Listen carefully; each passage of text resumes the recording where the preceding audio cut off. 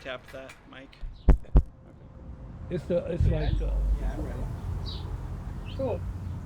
Hey, How you doing? I'm doing pretty good. I'm blessed. Good. Yeah. Well, it's you started talking in there a little bit, so I don't know if you have initial thoughts on the cracker plant. Well, I never really too much think about certain things because some things is out of my control, and my voice could, for the most part, won't make a difference. Not saying that it could not, but for the most part, it won't make a difference. Because once people, they didn't spend all the time building this plant, they're not going to tear that plant down. When I drive by it, I think about it because it's so massive and there's so much there. And so that when I drive by, I do think about it, but not every day. The land was the problem. Beaver County couldn't have afforded to go in there and fix that problem. It was the biggest brownfield site in the area with all the toxic lead. I mean, the mills were pretty bad with some of the stuff they threw in the ground. What I'm saying is that the cracker plant's good because it brings a lot of jobs down here. But it's not going to last that long, though. Man. And then when it's over, the only bad part about it, when it's over, people going to have to find some jobs. And they pay a lot of money. And then people's lifestyle is going to change. So it's going to be difficult. Listen, plastic has been on the earth as long as I know for 60-some years since I've been living.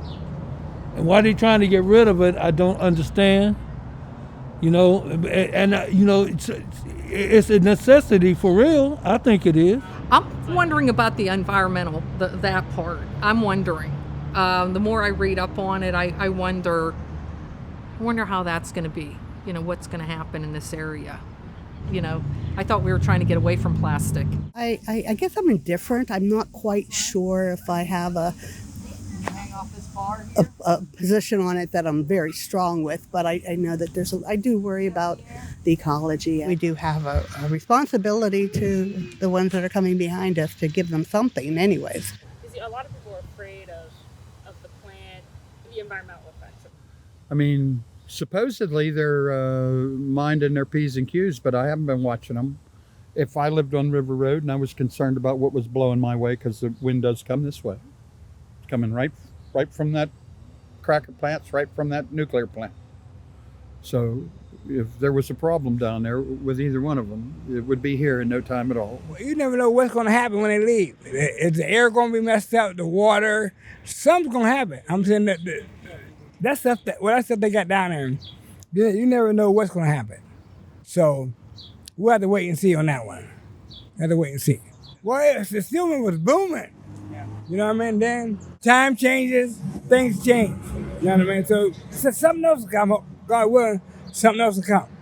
You know what I mean? Well, hopefully something else will come. If not, you have to move with the cracker plant if you can. Or find something else to do. Change the trade. But change is coming though, for sure. It's coming.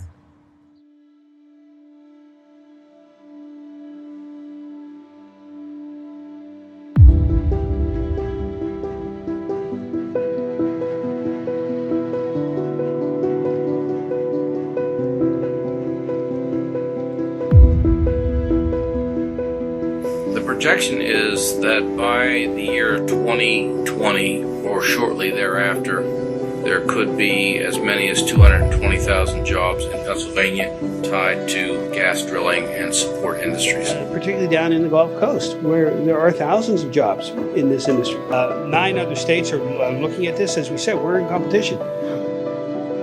Shell exercised the land option with Horsehead Company to purchase the property. We don't know what a final investment decision will be made. Reverend James Hamilton, I live in Ambridge. Breathed all kind of chemicals from the steel industry. We have cancer all over the place in this area. The Ohio River was polluted to the hilt. I cannot believe that this is happening. This morning, local leaders learned that Shell Chemical will be building an ethane cracker plant in Beaver County. Multi-billion-dollar petrochemical plant in Monaca. The project, the first of its kind in the northeastern United States in a generation. Let me be the first politician to say publicly, I oppose any additional petrochemical companies coming to Western Pennsylvania. In our area, in our region, Beaver County, we've worked so hard to make things happen here. The factory itself may be in Beaver County.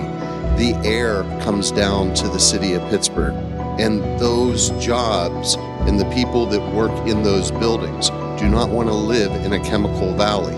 I don't pretend to know what's going on in Pittsburgh, and I stay out of Pittsburgh's business. Hopefully, he'll stay out of ours. Now, even with the Chinese tariffs, some steel companies here in the Steel City tell me they are not getting any work here at the cracker plant. This despite more than $1 billion in incentives courtesy of Pennsylvania taxpayers. We're trying to learn from the lessons that Louisiana has for us. American energy dominance. While some say it's already creating jobs and poised to bring an even bigger economic boom, others worry it'll be nothing more than an environmental bust.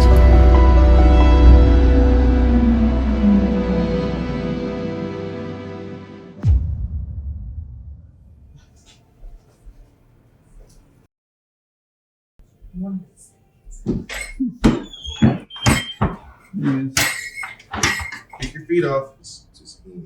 So he can't get on. Oh. Yeah. So Scott's the only one calling. Mm-hmm. I don't know. Nobody else said they were coming. I'm assuming. Well, Kelly, we're making this stuff up. Have you figured out that I don't make stuff up? Have you figured that out yet? Are we doing it out here? Yes. Oh, okay. So what are you hoping to get out of this trip? What's your... That's a good question for you, too. I'd like to hear what you're wanting to get out of this trip. Gosh. I want clarification. On what? On... I think Daniel always says you don't know what you don't know, but like if they could go back 40 years, what would they do differently? Because we have that opportunity now. Do you think you'll get answers to these things? I'm hopeful. Yeah. At least some of them. How do you think you'll feel after the end of this trip when it's all done? I want to say hopeful, but I'm not thinking. You don't think so? No. You think you'll feel scared? Yeah, I think so. I mean, it's kind of hard not to. You read the stories and stuff of what's happening down there. But here's the other thing that I think we need to look at is they're a different situation than we are. Mm-hmm. They have a lot. 40 plants. We have one right now. Right now. I think for me, I want to know if people feel powerless there, if they feel like they have agency. Yeah. You want to feel like you have a voice. Yeah, and if you don't, you can and feel like you can do something. Mm-hmm. Can you say hi to Chris? Hi. What are you up to today? Did I meet you before? Yep. Did you remember my name? No. No. Tell me your name again. Caspian. Are you Prince? Daddy, stop. What's your nickname? Tunes. Tunes? Tunes? What else? I like that. What are your other nicknames? Gary? Daddy, you're dumb. I'm dumb. I've been told that before. You do really dumb stuff. I do dumb stuff. Yeah, well. Yeah, I'll get it. Say hello, Equip Books. Hello, you Equip Books. Oh, is Daniel there? Hey, Scott. Daniel Rossi. Yeah, that's me. I brought Caspian along this morning, so he's our secretary today. You're doing a bang-up job. All right, so I want to be both thorough and timely. We'll try and blow down through this, but we do have some things I want to make sure we're all on the same page. So, real quick, so you guys are aware, Chris is recording this, filming it rather. But I want to be very, very clear. You don't need to edit yourself. There's no expectation that any of this is going to be used unless it makes sense. Some of the stuff that we are doing together may be valuable 2, 3, 4 years down the road. Looking back and seeing how things shook out. And so we just wanted to capture this because we can't recapture it once it's on. Any questions on the itinerary? Daniel, I would like to suggest one thing. I just think it's important that each of us are going to experience this differently. Yep. And it may trigger some things in all of us that might be worth us being able to process as we go through each day, as opposed to kind of carrying. I would suggest at the end of each day, or maybe it's the beginning of each day, that we, share with each other reflections about, what we saw or what we heard that day. And maybe there's a short synthesis that comes back together. I think that's a fantastic point. I mean, like, we've all been drug into this in different ways, reluctantly, from different kinds of backgrounds. I mean, none of us are experts in any of this stuff, right? So we don't know so much. And most of all, we need to figure out how to learn what we need to learn. And so I think it's okay not to know. I'm not saying we have to be experts on everything. I agree with you. It's just, I feel like I'm going in pretty uneducated. Like, everybody will have different roles, and I think those different roles are okay. Yep, absolutely. All right. I am having a meeting later today with Rebecca Matsko. The intent of that meeting is for me to get kind of like a one-page document together that's sort of I don't know what to call it, a fact sheet or something like that. Like, how did this thing go down? What did the community have control of? Where did it lose control? Something that I want to make sure that we're telling the right story when we meet with folks. I wanted to ask you all, are there specific things that you feel like you need to know to be able to speak intelligently about our context?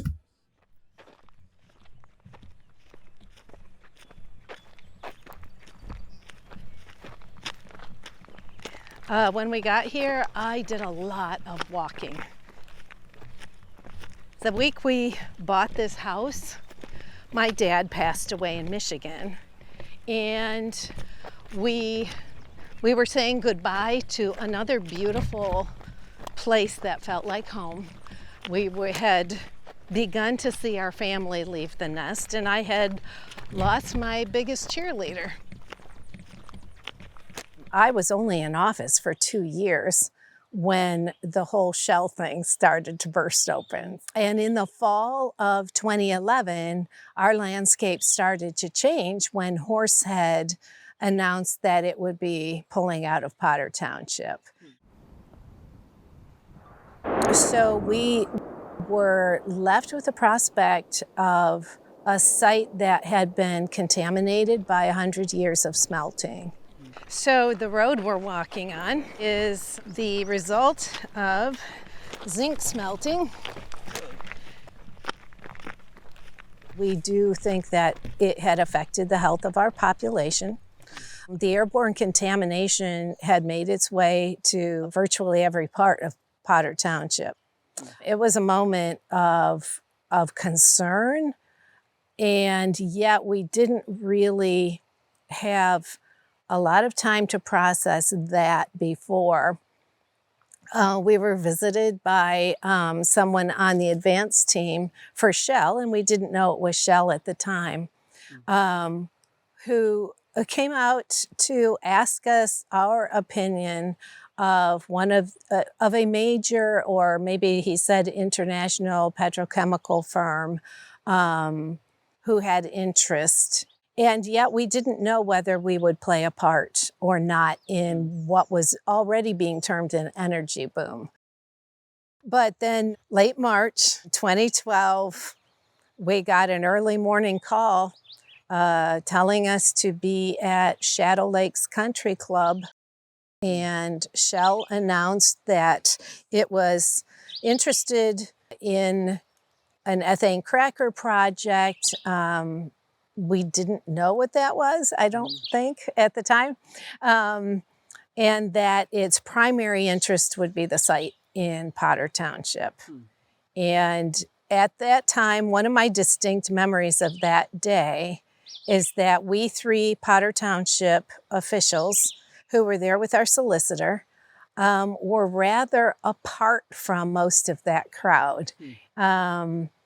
But there was great excitement among the state delegation and some of the other officials in the room. And we were there. We found out later that the county commissioners were involved. They, had signed off on their part of what would be a significant tax break to the company. And Potter was not involved at all previous to that announcement. Government has very structured processes. But in this case, our concern, of course, was that the state government had not observed its own process. And in that, then kind of disenfranchised our local process. So we knew from the beginning there were going to be limits as to what we could manage or control in any sort of development of this sort. Is that it? What? Is that it? How can I help? I just have I think 17 more bags. 3 more bags on the porch. So Okay. Yeah. An interesting few days. yeah. Are you nervous at all? I tend to be too dumb to be nervous. Okay. But what could go wrong? I don't know. We'll know more when we're done with this than right now. So. Yeah. All right. You ready? All set. So one thing I thought would be really good to get is some thoughts on why we're going on this trip. For a long time, we've just sort of watching things happen and not knowing what's coming. And I think this was in some ways an attempt to kind of take some agency over learning about that process. For me, the trigger was really around the increased regional conversation about the shell plant coming. I didn't have an opinion whether or not I was pro-shell plant or anti-shell plant. The best we had here was theory, right? Okay, well, this is what we think is going to happen, but we wanted to see for ourselves. I mean, that's kind of why I wanted to go. I wanted to see what is actually happening on the ground. What good is there? Is there good? What bad is there? Is there bad? Let's find out what it is. Let's just go and see. We've spent generations in this part of the world, living in the shadow of the steel industry. And there's a piece of me that so completely understands the way the region has embraced the possibility that surrounds this project. And I don't care what you're building, $7 billion in a community is a life-changing kind of investment. I think when you fail to understand the region's hopeful response to that kind of investment, you fail to understand how thoroughly we have been left behind and how thoroughly hope has been stripped away from this place, particularly by industry.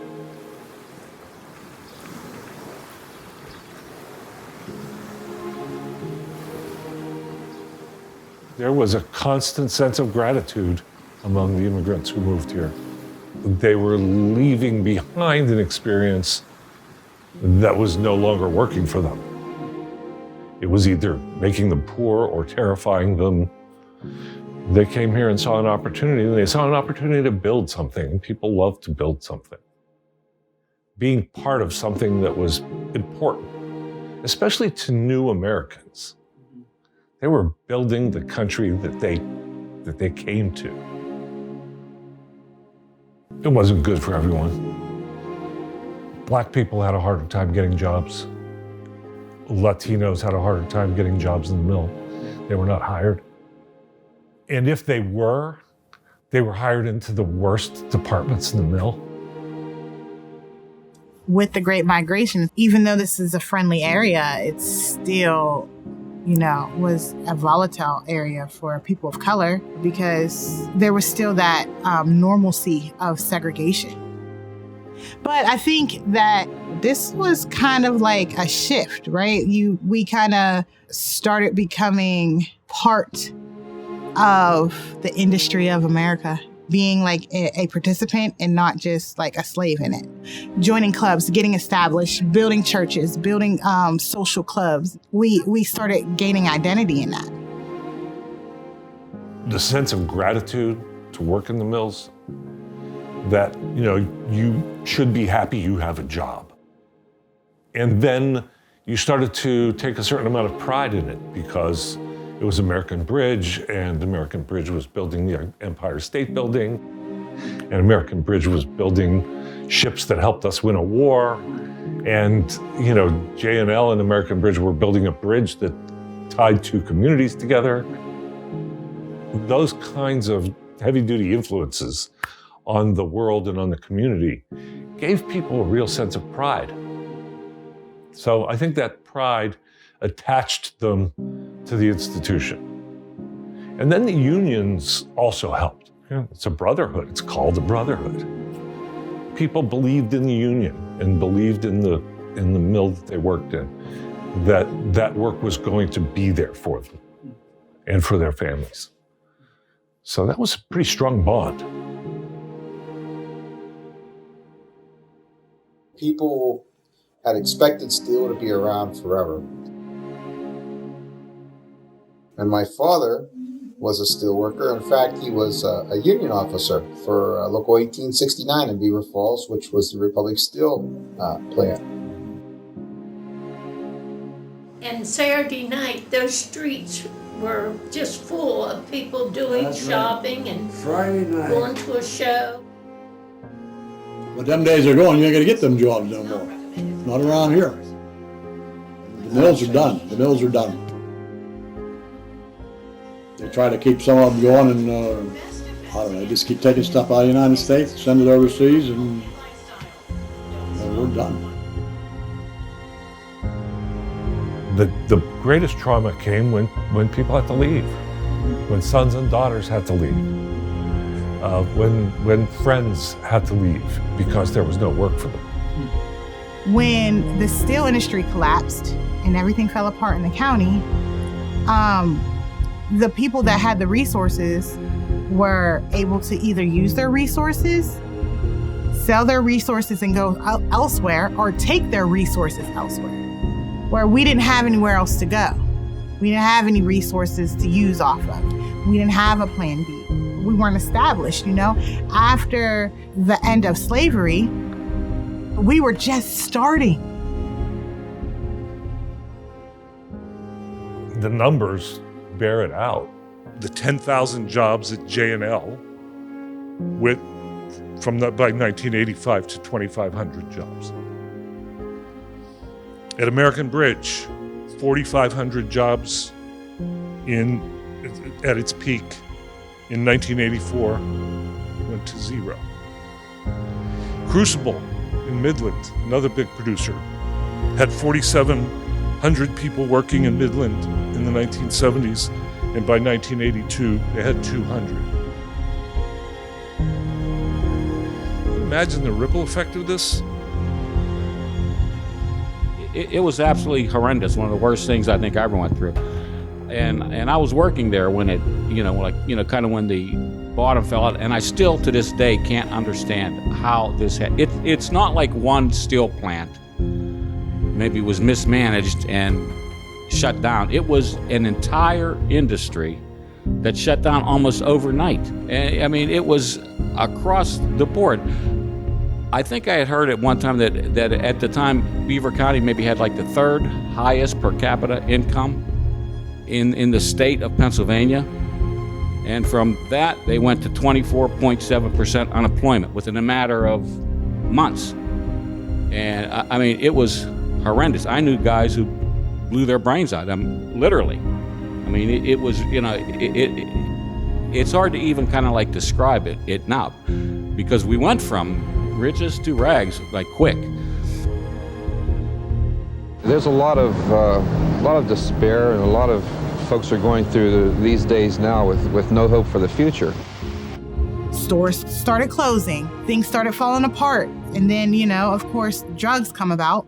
And then crack epidemic really just tore us all apart. Because not only are we now depressed, now we're battling drug addictions that are coming and sweeping our communities at a crazy rate. I mean, drugs are just being pumped into our communities. not only did, our culture of Black people not know that it was gonna fall apart like it did, to a generation of people that have been oppressed, it was a quick, abrupt, ending to a resource that we had to build a foundation for ourselves. Generational things, good and bad, kind of get attached to you whether you know it or not. And it's important to know our history, because if we don't, we repeat it. How did I get here before? Well, I don't know. No, stop, pause. Reflect, what did I do that got me in this situation? What did my ancestors do to get us in this situation? How do we not repeat that?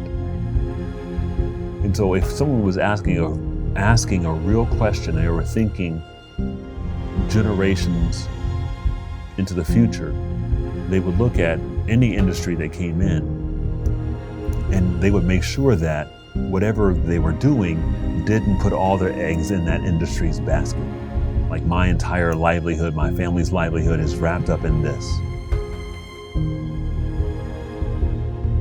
And the reality is, for years, there hasn't been a large industry that's been able to provide jobs for the vast majority of folks in Beaver County.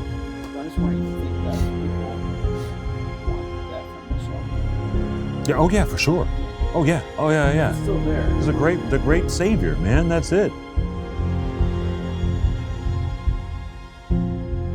On the one hand, it seems crazy that we would embrace that again, but on the other hand, it's the only thing we've really known. That's a really complex psychological set of conditions that we have to contend with. And you can't just ignore that and say, there's environmental danger here. There is, I believe that. And it's a complicated history.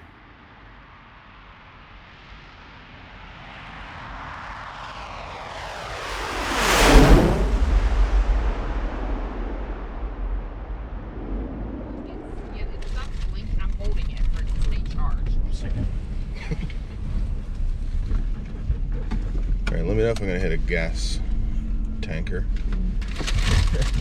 And that's how RiverWise dies. Wait, hold on a second. Okay. Now we're just 63 miles on this road, so.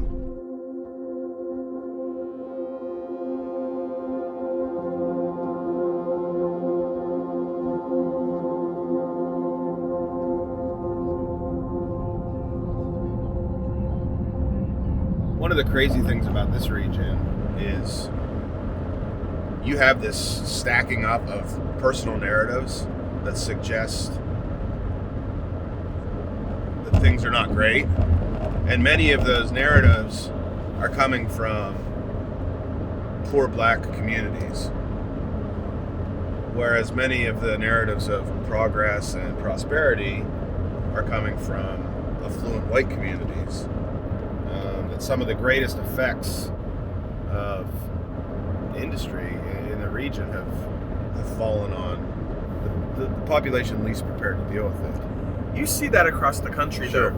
I mean, I think that's one of the key kind of markers of environmental injustice, right? Like, no one's gonna build the toxic, dump next to Sewickley. Right. So I think this will be a dynamic in Beaver County that's interesting.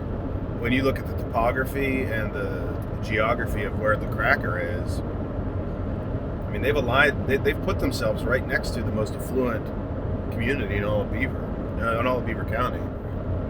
Beaver's also upwind, isn't it? I don't. It's a good question. Well, so for example, with Neville Island, the Northgate School District had like a 30 to 40% asthma rate being downwind from Neville Island, whereas you go just a little bit up to Sewickley to Quaker Valley and it's completely different, just from being on one side of Neville Island versus another. Good morning. Happy Martin Luther King Jr. Day, by the way. Two things. One, I got to give our quick debrief about the meeting we're headed into. But the other thing is, we were just talking, again, I kind of like coming in here, was expecting to see like just more, or any industry. Yeah, I mean, I thought that last night. We're going to need to get off of this road to really experience any of the industry and even some of the context with the community in terms of its proximity. So as we're driving to the right, we see the narco burn off flame there. But yeah, I think it's smart. Okay. Going into this conversation, a little food for thought. The 48th most impoverished state is West Virginia, and the 49th most impoverished state is Louisiana. In a time when there's an incredible amount of extraction of energy and refining of energy that's taking place in these two states, you'd think that the economic condition that people live in would be the opposite, that they'd be the richest two states. Yet they're two of the poorest. And we have to ask ourselves, why is that? And I think the states have to ask the organizations that are exploiting their populations, why is that, right? Like, if you want to take the environmentalist argument away, like, we need to ask these questions. Why are people so poor in these two incredibly resource-rich states? So we're going to meet with a guy named Broderick Baggart. He's with a group called Together Louisiana. And the way he describes himself is that he's kind of a common sense, middle of the road advocate, does not identify as an environmentalist. They're really interested in the structural conditions that create poverty and sustain it. So I'm Broderick. I am an organizer with Together Louisiana. My master's thesis was on a housing development here in New Orleans that turned out to really, take $100 million of public funds to improve quality of life for public housing residents and basically displace everybody and gentrify the area, right? And that happened like during the process of researching it, right? And so I wanted to influence this thing, the residents, after I had finished it, were kind of like, this is great. Now help us stop it. And I did everything I could think of. And we made a stink. I mean, public opinion was shifting on it, and we filled the city council. The place had been demolished, residents displaced, but they needed like one more vote, and then lost on a unanimous vote.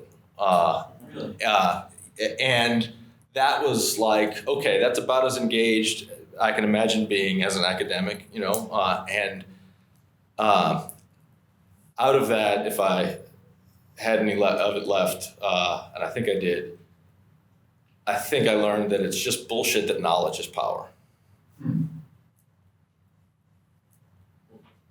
Knowledge is helpful. It's sometimes vital. It's not power. Power's power. People can be totally well informed, but public housing residents of one of the major developments alone, mobilizing at that point was just not going to do anything. That was, and so I started looking around. I started getting much more interested in who makes decisions, how that happens. And Louisiana is a state where a lot of important decisions are made at the state level. And I don't think we knew exactly how many until we, your imagination kind of adapts to, what capacity you have. So just thinking about your region, who are the most powerful actors? Businesses are the most powerful. Large. We have lobbyists, and that's. And what businesses in particular? Shell. All right. So kind of oil and gas, right? And they've got this gigantic. What are they doing there? Cracker. Exporting. They are exporting. Okay. Yeah. Right. All right. Big So, but what else? There's insurance, banking, and hospital. Finance. Estimates. Yeah, meds. Pharmaceuticals, I suppose. Right. What else? Universities.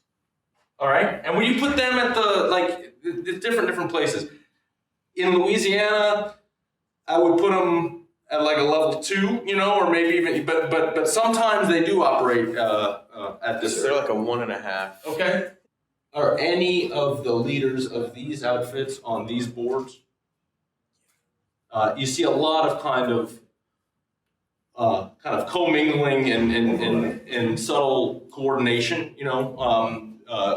Again, this is not a moral story, right? We're not talking about that being a problem or a bad thing necessarily. We see some of that here too, right? I mean, there's relationships built for a level 2. That is usually where these folks spend their money to have their interests represented. So lobbyists, foundations, often foundations, even more explicitly like associations. There's local chambers, but then also a state Louisiana Association of Business and Industry, which is the most powerful statewide lobbying group. For business, although when you do a real close analysis of that entity, it's this industry that dominates it, often materially to the expense of others, without them recognizing it for the most part. I'm interested why the association of these level 1 power entities is of lower power than the entities themselves. When differences emerge between the leadership of these associations and the leadership of these entities, they fold, they don't. And a lot of times this is where people start. Oh, this development is going to impact my neighborhood, so I'm going to go to the city council meeting where the decision is being made. Man, with all these people here and all this testimony, it sure feels like it's fixed. Like this decision was made by other people way beforehand. And that's because it's fixed at that point. The decision was made. Yeah, exactly, right? All of this has been going on. And if you're not attentive to the decisions and interests of these different entities and think that it all happens right here, right out in front in public, then you just kind of get slaughtered every time. You do what happened to me the first time I got into a public fight, which was like, here we are, here are the facts. 8-0 vote, okay? But this is the reality, right? It's the relationships that people have. That's right. With our public officials.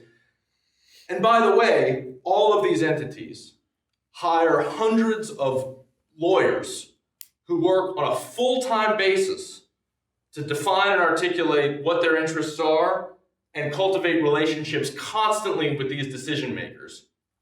You can't just sort of magically make all this disappear in some fair setup, right? Or if we just get campaign finance, that this is the world we live in. Now, inside of that, what do you do?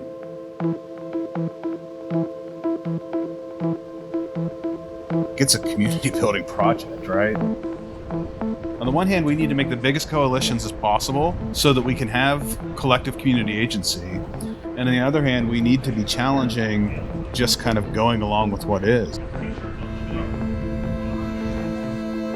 And those two things they're at odds with one another. We've got to figure out the lanes that we need to run in, and we need to get help understanding the things that we can't possibly understand in the time that we have in front of us.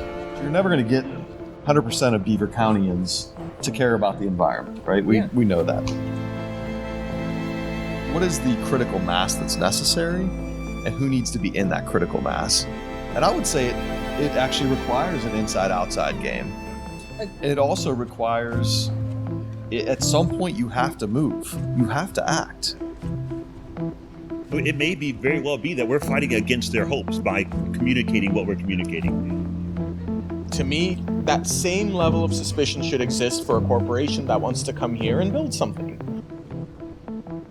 Shell, they're not just anyone coming to build something. It's the 5th biggest corporation in the world by revenue coming into our neighborhood and also taking public dollars to come here. I think we can point to ignorance for a lot of things when it comes to like the first go with something. But if there are gonna be 2nd, 3rd, 4th, 5th goes, like, then that means like, hey, it's time for us to get our stuff together and say, we deserve better. We do. We all deserve better.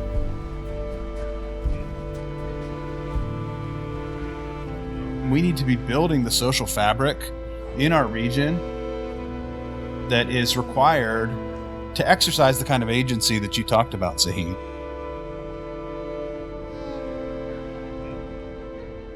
We need to be pushing those questions and those conversations. So interesting that we smelled that and then I wish we had the monitors on right now. That's all right. Oh, is it going to smell in our area? I mean, imagine that in Monaco or in Beaver.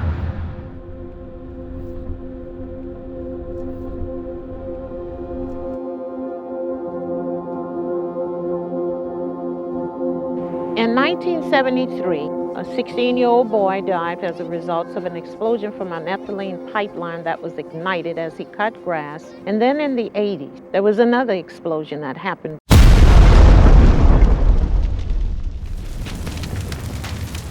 That brought the awareness of should we be located this close between the two facilities. Everybody was talking about how bad they felt and how they couldn't breathe. But if this is so, talking among ourselves is not going to get us anywhere. There were a lot of concerns in the area of Norco over the issues of the emissions and the releases. I had them start putting together journals where they recorded their health impacts. A lot of the chemicals are known and suspected cancer-causing agents. With the scientific information, there was no way they could say it's not happening. All right, so this is what you got here is you've got 2 big facilities. Shell Norco, and then there's another one maybe down here. Diamond is a small black community right on the fence line, all poor, getting decimated by the chemical stuff. And then over here you have Norco, the community. It's all white community. This stretch right here, we'll go see that this was that's where those explosions occurred, Chris. Oh, okay. The book Diamond that I keep referencing is all about this tract of land that we're going to go take a look at. Welcome to Norco. That was a sign that said "Welcome to Norco." All right, Apple Street. So this is, I think, yeah, this is the fence line community.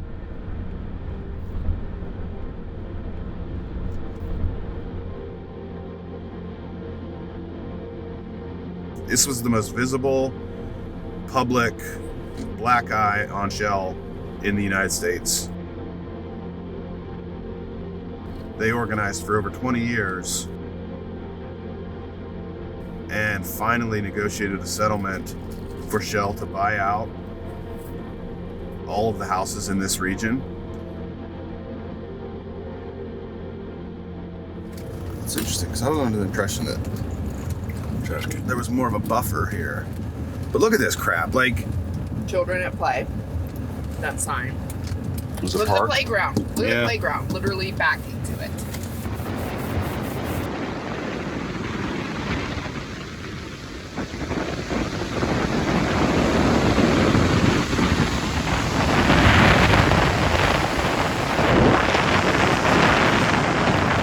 Internally, I'm surprised and not surprised at how surprised you guys are.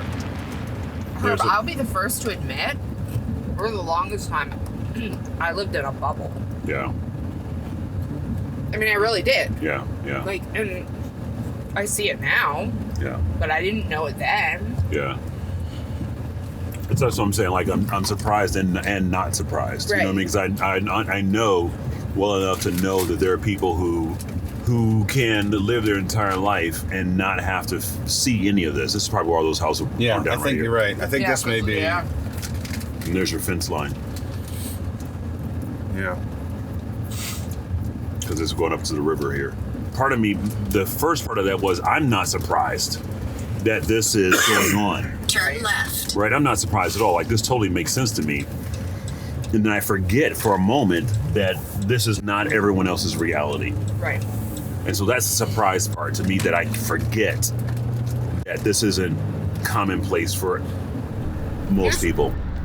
The abuse of industry on people.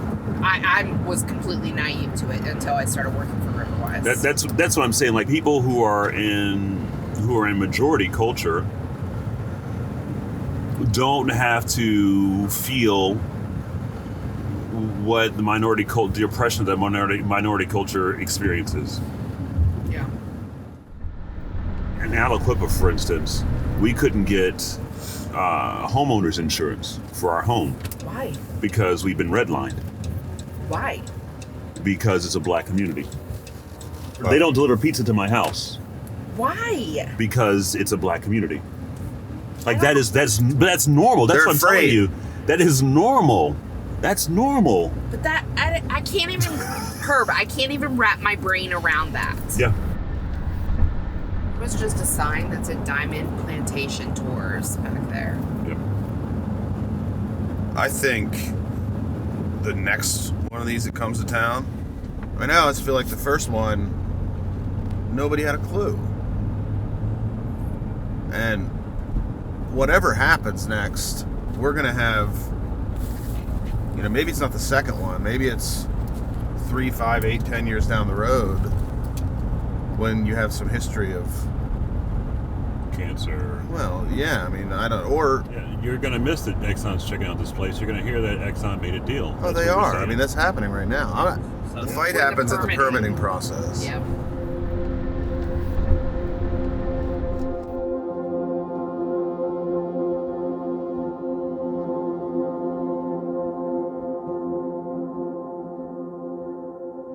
This connects to a monitor that's on Kelly's purse.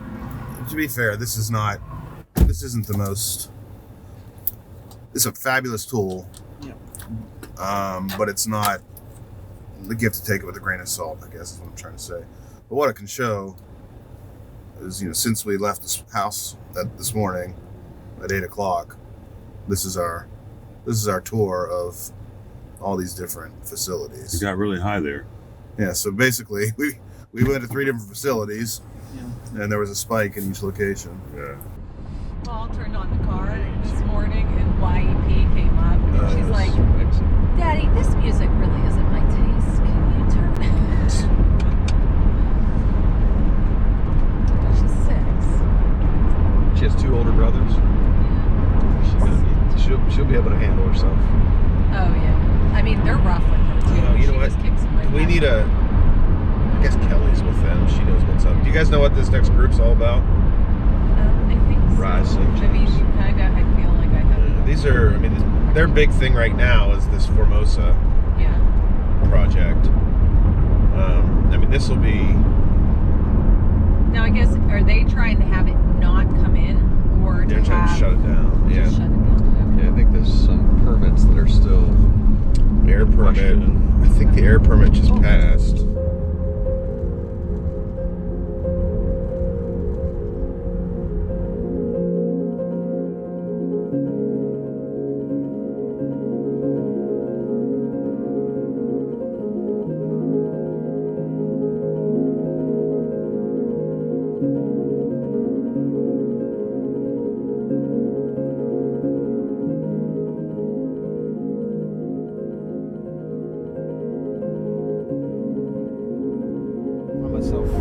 There's flares over there. And then what's ahead of us? Wow. It's just like surrounding it.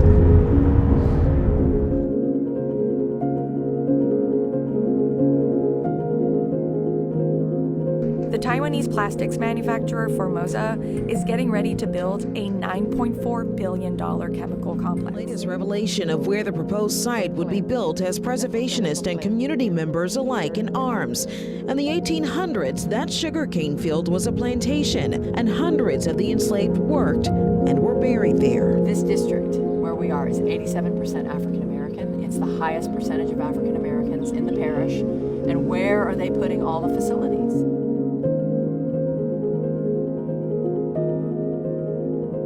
Oh, now we're getting there. Dog with the cone, off leash. We're supposed to have It's passed right this here. already. That's the hall? Well, See what they got?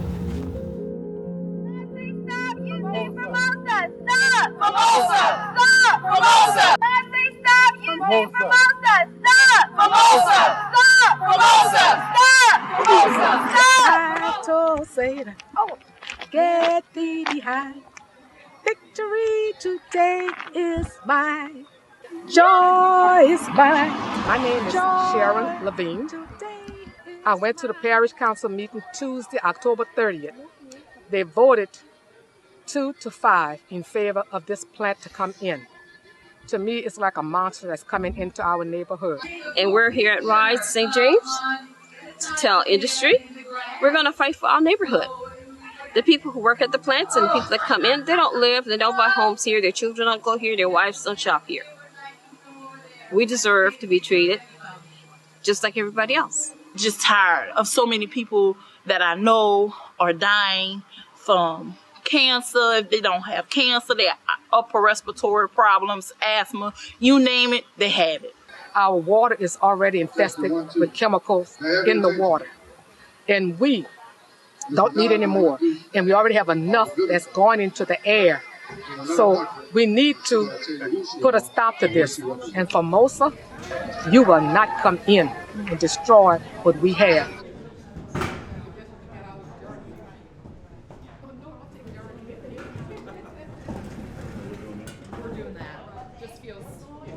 So we are, as I said, about 20 miles north of Pittsburgh.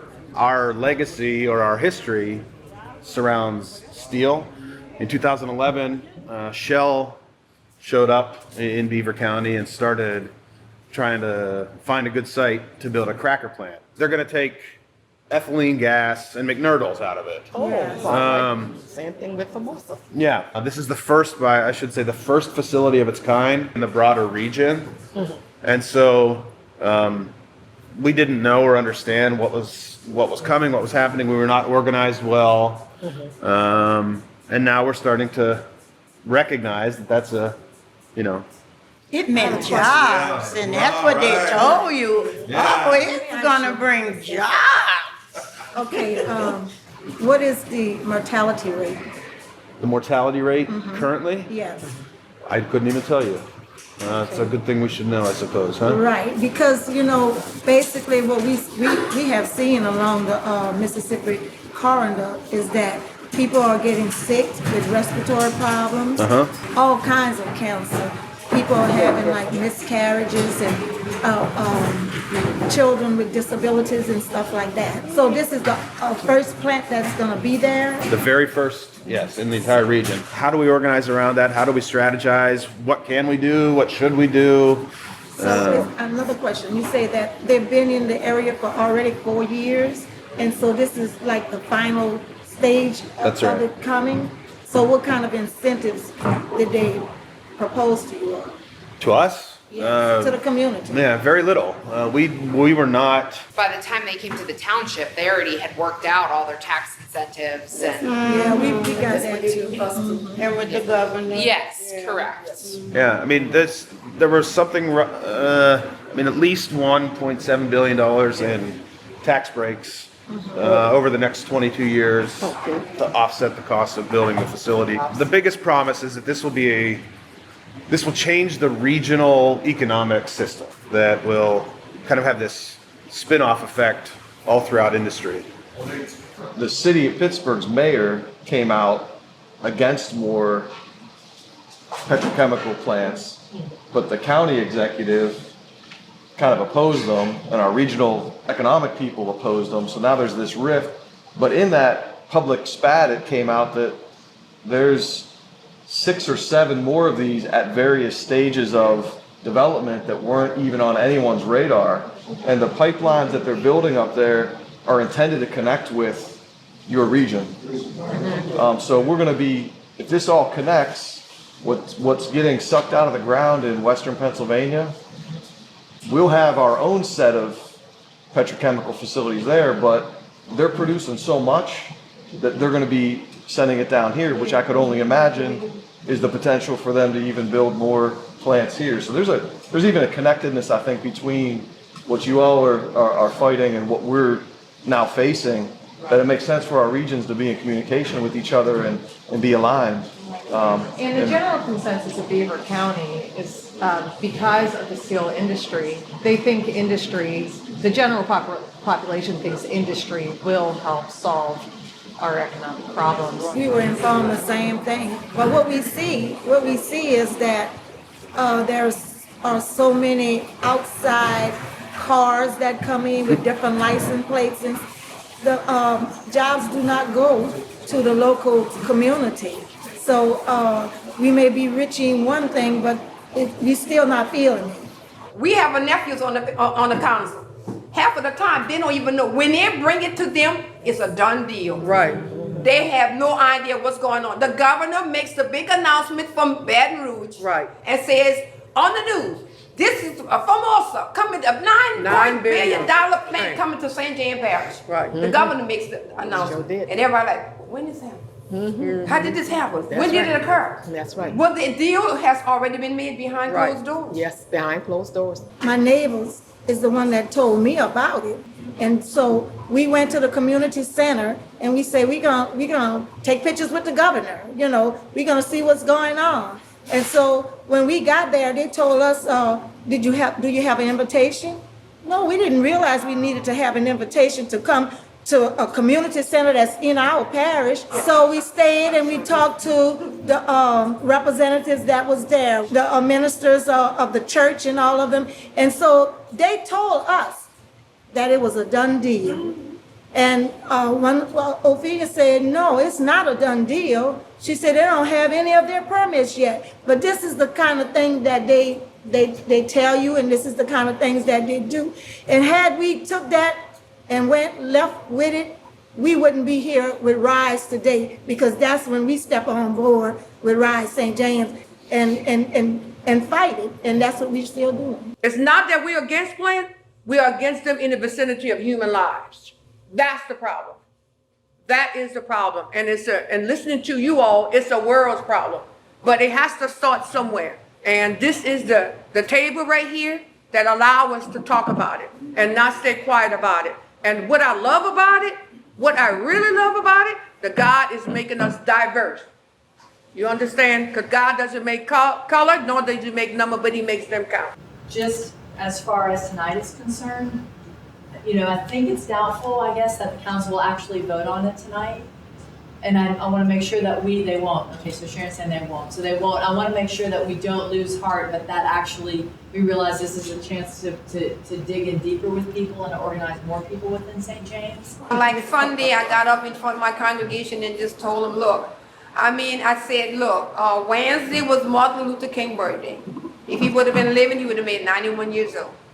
So then I went on to tell him, I said, look, Tuesday, I need some support at the council meeting. I said, because those are your ancestors that's lying in that sugarcane field over there, which is about maybe 2 miles from my church. And these are the people that died so that we can get where we are today. But ask yourself the question, what are you doing for the generations that's coming behind you? So I said, I need you all to show up on Tuesday. I need you all to show up. I said, whether you are a part of this community or not, whether you live here or not, but once you become a member of this church, you are part of the struggle that's happening in this community. So I would like for you all to pack this place on Tuesday evening. I said, so packed, standing room only, but not only that, I don't want an ants to have room to crawl between you. Now, I'm telling you like this. I'm standing. And as long as I can stand, I will stand. And I said, when I can't stand, no longer stand, I say, I will crawl. I said, and when I can no longer speak, I said, I will write you all a note. I said, I have a blessed day. For your generation, do they feel like they have a voice? Do they feel like they can resonate with like Rise St. James, or they're like? Well, they feel they don't have a voice. Right. They're so used to people coming in and just doing what they want to where they just set in their ways of just sitting back and just letting people come in and just And they do what didn't want see to it do. different. Like it wasn't a need from your community to have industry come in. Not really. Everybody was thriving. We had a place to go. We worked.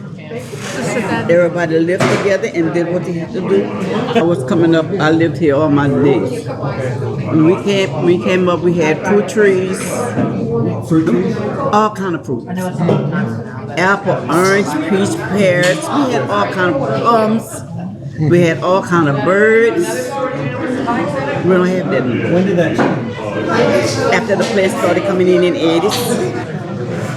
We were a thriving community until the place came in. A lot of people that live in this community don't even get the jobs here. It's people from all over other areas that come from out of state and get the jobs here. So the people is just stuck in poverty and stuck around dangerous chemicals. Like they're just killing us off and don't care.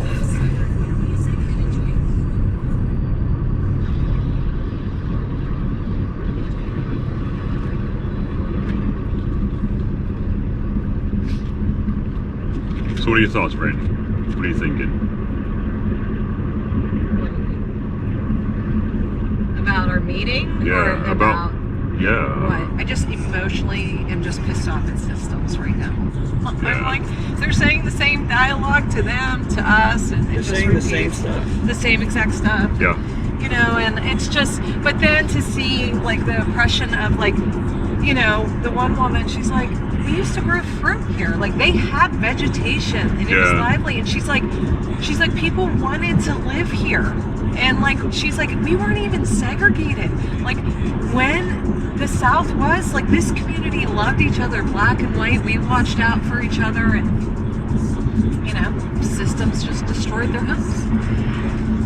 And it's just, you know, and then I think as a Ned, he just talked about, he was the one who commented, like, they don't even get jobs at the plants. And then the one woman says, well, they'll say they have job training. Like, I'm just like so frustrated. It just goes like, oh, they just couldn't we gave them resources. It's their fault that they can't get a job. So I'm angry. Give me a few hours and then I could stop watching. That's fair. That's fair. All those are storage tankers for oil. It's like, it's all so new to me that I don't really understand what's being stored, what's being emitted. They're not talking about plastics. They're like, we want to breathe. Right. We want to grow food in our own backyard. Like, remember those fruit trees? Wouldn't it be great if we could, like, still have them? Oh, wait, now we might be a food desert. So we can't even use our land to, like... Right. Yeah, I didn't even think about that. We can't even grow our own food in our own backyard. That's insane. Like, that's a whole different level of survival. Like, you've just... So now you need, like, just a whole other different type of system to come in and feed you. And then all of a sudden, now you're dependent. And then we're going to complain because you're dependent on the system. Yeah. While we kick you in the knees, cut you off at the ankles, and then be mad at you because you need a wheelchair. Yeah. And then she said, you know, some of them will just try to buy you out. And this is her life. She's like, I can't sell my house because if I sell it, I don't have enough money to go buy a house in another area because the real estate's too high in those areas. And I'm not going to get anything for my house. So they're stuck. Like, I can't talk about anything really because I don't have any good solutions, thoughts, or anything. I'm just great. How do you, inside the system, fix the system? Any system, well, most systems can't be fixed from the outside. You have to be inside the system to fix it. And I think one thing for burials here are just Above ground. It's crazy. Wait, hold on a second. Just before you said burials, it reminded me, the Formosa area has slave graves. I didn't know that. Did you? No, not at all. I have to digest all that stuff later. Welcome to your environmental science education. This feeling that you're feeling is what every undergrad in environmental science feels. This dread of like, oh my God, like what can we even do? Yeah. We'll never be a multi-billion-dollar corporation, right? So in terms of impacting the system, like that is not a place where we can impact it.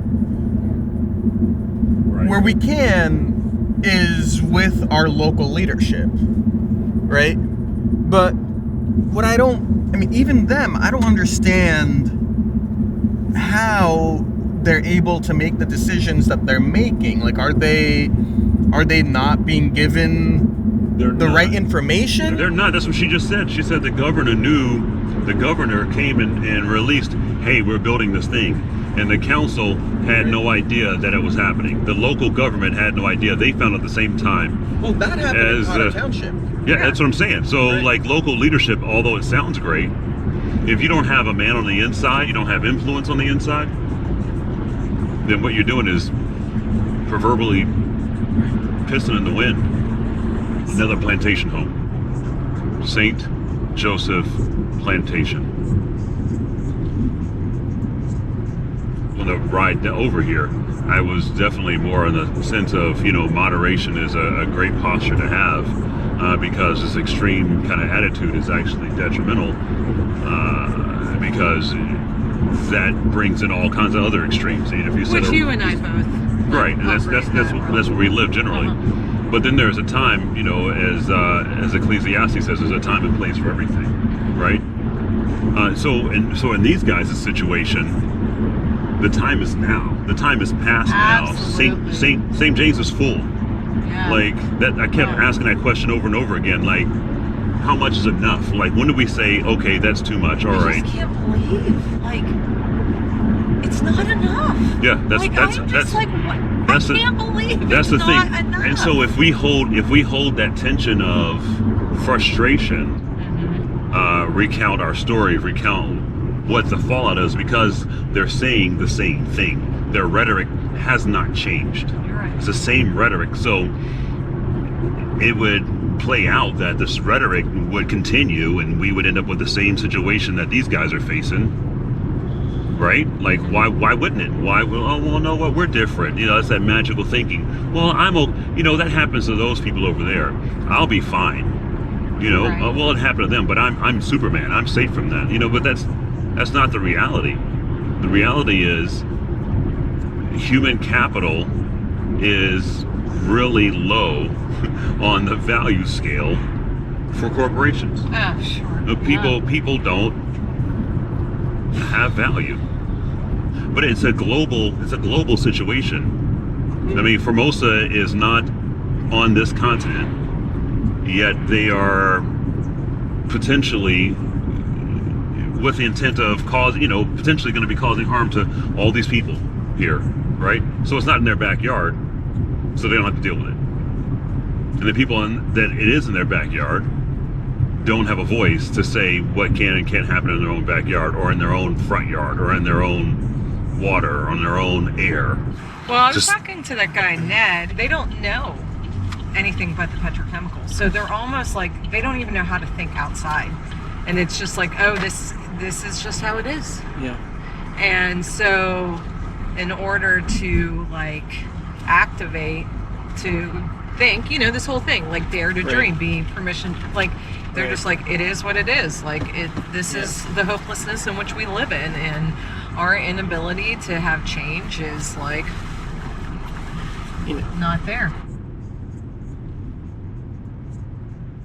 And what we're seeing here in St. James is a warning. Do we heed that warning, or do we just fade to black? It doesn't really affect me. I'm going to play video games on going to play video games on my phone. Because it's not back to magical thinking. That's not going to happen to me. Frick, I smoke. Do we have to be reactive? Look, that happened to me. Now I'm going to do this. Oh, well, I got fat. Now I'm going to work out. Oh, I lost my teeth. Now I'm going to floss. Right. I mean, You know what I mean? Like, I know what you're saying, yeah. So, I mean, like, relying on our ability to respond. That's a natural human tendency. It is. But it doesn't make it right.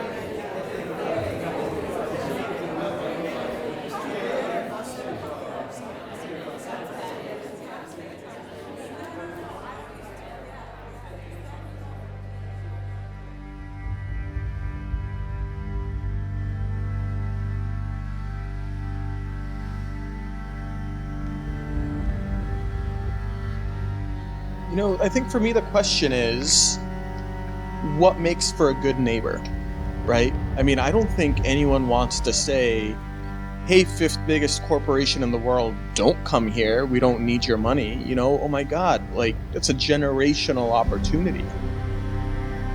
I think there's an intentionality to where they land and how they land.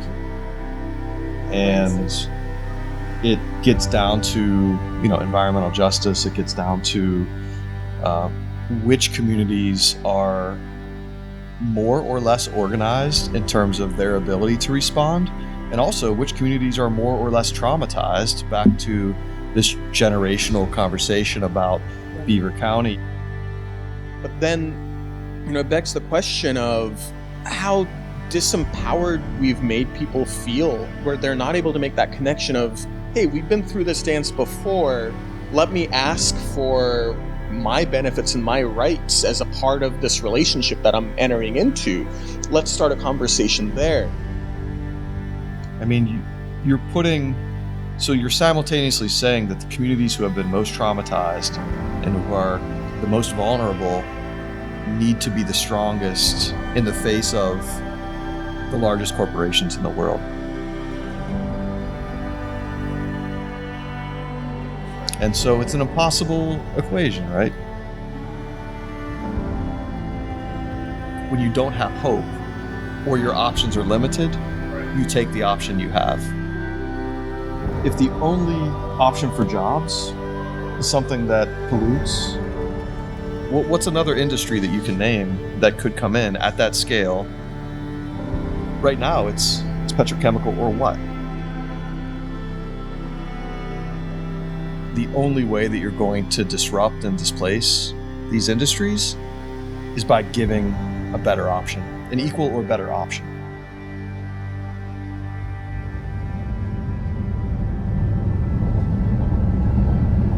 Somebody told me that when we took this trip, they expected that we would kind of just see people living their lives.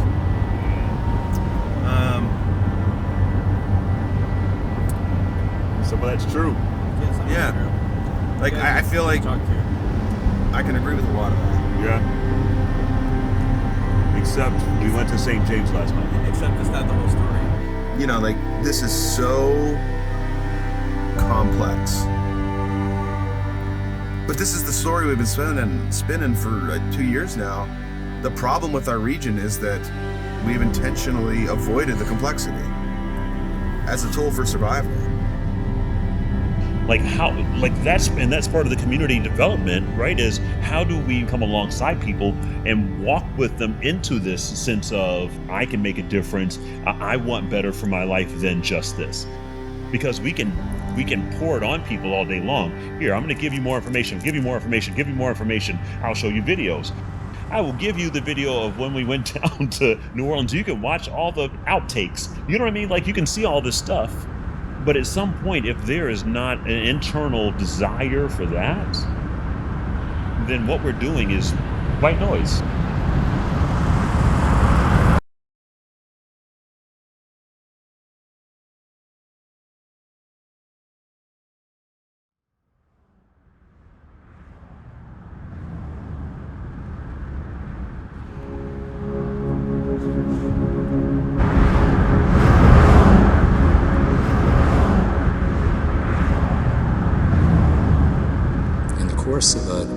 5-month period here in Beaver County, 51,000 people lost their jobs with the fall of the steel industry in 1983.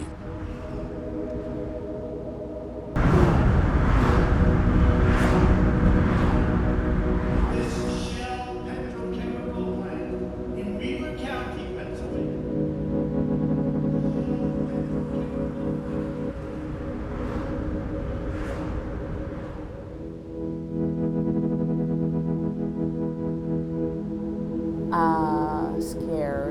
Scared. I can't look at it. The pit in my stomach. The reindustrialization that will hopefully keep our kids and grandkids in the county, not having to leave the area to find a job. 51,000 people lost their jobs. What I think is a mistake. I think there's a lot of hope, especially with the cracker plant and with the development of other things that has come along with that. Fossil fuel is not the way of the future economically, not really being good for the long-term health of the region. You know, I didn't have an opinion whether or not I was pro-shell plant or anti-shell plant. I was just kind of like, well, this is happening. The fall of the steel industry in A nation of builders again. People will suffer. Cancer Alley in Louisiana. In Cancer Alley down in Louisiana. Other companies that are going to utilize what the cracker plant produces. I've seen people displaced. I do know one older woman who had been renting for years and years and years. Very often the people who make these decisions aren't the ones here to be held accountable. The kind of change that we need to create in our region has to come from the ground up. Shell's not that messiah. I remember when that building was there, and I remember what was here, but a lot of them have been boarded up for a long time. We'll have job training. They just came last week and talked to our kids again and showed them how many job openings there are in these fields and like how much money you can make. But yeah, I don't know a ton of kids looking to go into those fields. I mean, my kids just aren't interested. You know, a lot of environmental systems don't follow geographic boundaries. Maybe it's okay that we don't stay around here. Maybe that's okay. Maybe somebody's trying to tell us something like this is not where you're supposed to be. This is not where you're going to retire.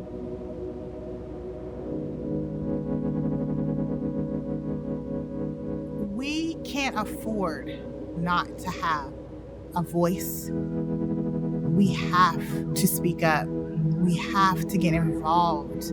We have to be a part of everything that's going on, big and small. We have to be in these conversations. For my kids, for my grandkids, for any of these kids out here, I have to speak up and be a part of everything that's going on until I can't anymore. Most people that live in our communities go to work every day, come home, tend to their family, and that's about it. They might be involved in their church or school, but very few of them have ever become advocates for the community.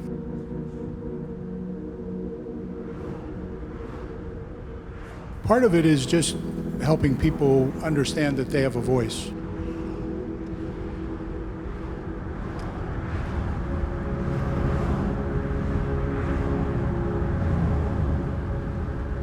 If our community is going to be healthy, whatever that means, we have to feel free to ask hard questions. We have to be empowered to dig into things that we don't understand.